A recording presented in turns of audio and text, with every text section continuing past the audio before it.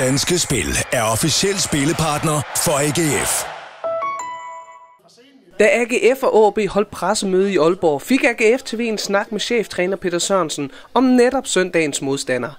AGF går ind til kampen mod AaB med en frisk sejr over Brøndshøj i bagagen. Spørgsmålet er, hvordan vi rider videre på sejrsbølgen mod nordjyderne. Nu er alle kampe jo forskellige, men det er klart, vi kunne jo prøve at tænke de omvendte scenarier, altså at vi havde tabt oven på de to andre, vi har tabt i Superligaen. Det har været vældig tungt.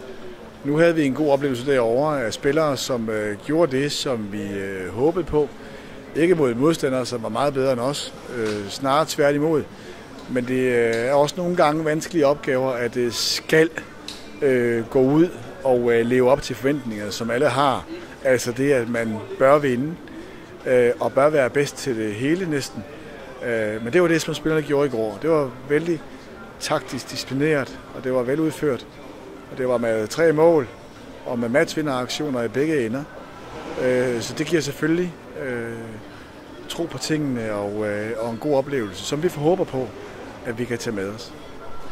Og som sagt, så har vi jo tabt de 2 seneste opgør i Superligaen. Hvor er det ligesom, at vi skal forbedre noget henne, sådan det er, at vi tager her fra Aalborg med 3 point?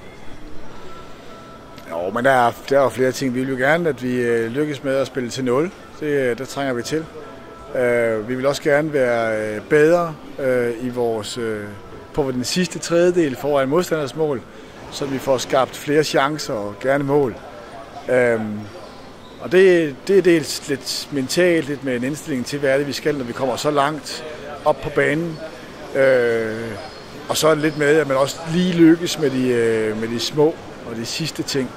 Det arbejder vi lidt på. Og så er det jo i øvrigt sådan, at ligaen i år i sin helhed har været meget, meget tæt. Så vi synes jo, at det sidste, vi har lavet her, har været lidt under det, vi har forventet. Sådan er det bare også, at historien lyder i langt de fleste andre klubber i Superligaen i disse tider.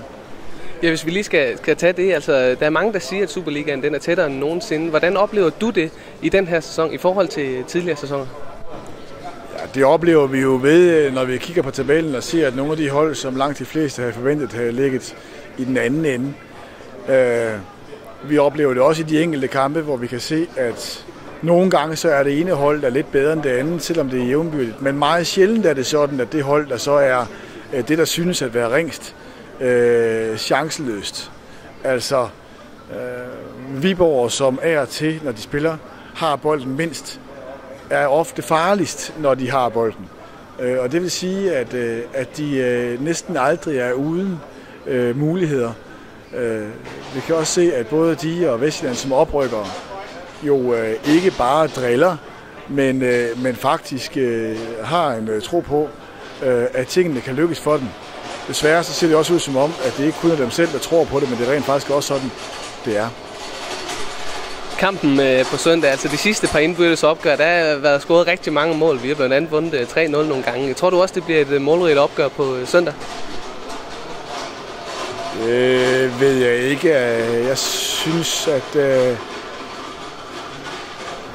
måske, at det er noget af det, som vi skal se, om vi ikke kan gøre lidt bedre. Altså få nogle flere chancer skabt. Det vil vi arbejde hårdt på. Jeg er helt sikker på, at det bliver intensivt, og det bliver underholdende. Og det er også 2 hold, som gerne vil vinde. Så det bliver også med en offensiv tilgang fra begge hold. Det er jeg ret sikker på.